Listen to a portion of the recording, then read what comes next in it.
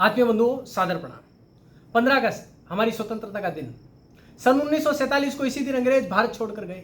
हमारी युगों की साध पूरी हुई, किंतु युगों से सजी हुई थाती को खोकर घर घर में दीपक जलाए गए, लेकिन हमारे हृदय में अंधकार था। जहां हम एक और दिवाली मना रहे थे, तो दूसरी ओर 13 अगस्त 1947 तक जो भारत का अभिन्न अंग था, 14 अगस्त 1947 को पाकिस्तान का नामाधिबान प्राप्त हो गया। वहां हमारे जीवन की होली हो रही थी। दिल्ली में हमारे नेता कुमकुम तिलक लगा रहे थे, वहीं पंजाब में हमारी माताओं बहनों की मांग का सिंदूर पुछ रहा था। वंदे मातरम का जय घोष कर हम माता की वंदना करना चाहते थे, लेकिन माता के वह हाथ कट चुके थे जिससे वे हमें आशीर्वाद देती।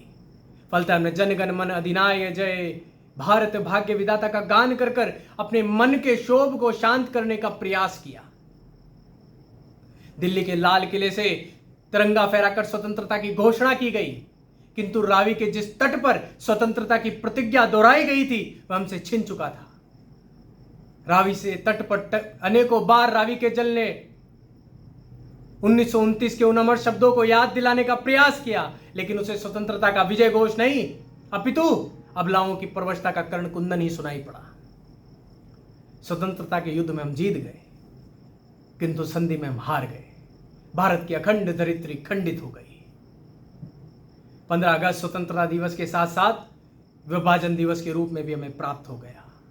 उस समय के नेताओं ने समझा कि अगर दो भाई साथ नहीं रह सकते तो उनका बंटवारा हो जाना चाहिए। इसी कारण उन्होंने देश का विभाजन स्वीकार कर लिया। पर दो भाइयों की लड़ाई में जमीन जायदाद का बंटवारा तो हो सकता है, पर भाषा का विभाजन कैसे करोगे? भारत भूमि को निर्जीव शरीर नहीं, अपितु सजीव अंतःकरणों की पूंजीभूत इकाई है। यह में महापुरुषों की त्याग तपस्या समर्पण की भूमि है। इसका बंटवारा संभव ही नहीं था। यह 15 अगस्त का दिन और यह 14 अगस्त का दिन हमारे आत्ममंथन का दिन है। यह दिन है हमारे महापुरुषों का स्मरण का। यह दिन है हमारे महापुरुषों के स्वप्नों को साकार करने का। एक अटल जी की छोटी सी कविता है जो हमें जीवन में सार्थक रूप से उतारनी चाहिए और उस स्वप्न को लेकर चलना चाहिए जो भविष्य में निश्चित तौर पर हम साकार करेंगे। कि 15 अगस्त का दिन कहता आजादी अभी अधूरी है, कुछ सपने सच होना बाकी है, रावी की शपथ ना पूरी है, रावी की शपथ ना पूरी है। जब तक वो रावी की शपथ पूरी नहीं हो जाएगी, उन महापुरुषों के बलिदानों का जिसके कारण हमें स्वतंत्रता मिली है, जिस भारत भूमि में हम स्वतंत्र सांस ले पा रहे हैं, ये उनका हमारे ऊपर कर्जा है। एक छोटा सा उदाहरण है इजराइल का।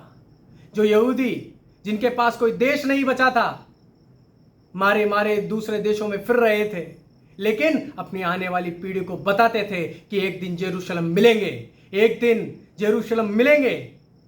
और उसी संकल्प ने आज इजराइल को इस मानचित्र पर लाकर खड़ा कर दिया, जो अनेकों इस्लामिक देशों के घिरे होने के बाद भी उसका बाल भी बांका नहीं कर पा रहे।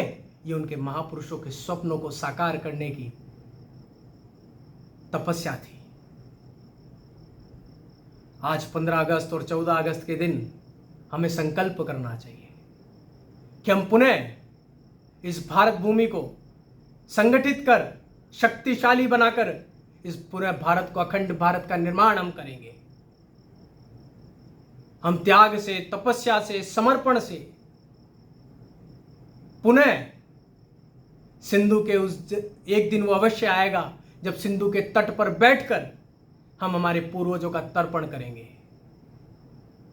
अखंड भारत की साध हमारी स्वतंत्रता का वरदान हो, यही समय की मांग है, भारत मां की मांग है। धन्यवाद। भारत माता की जय।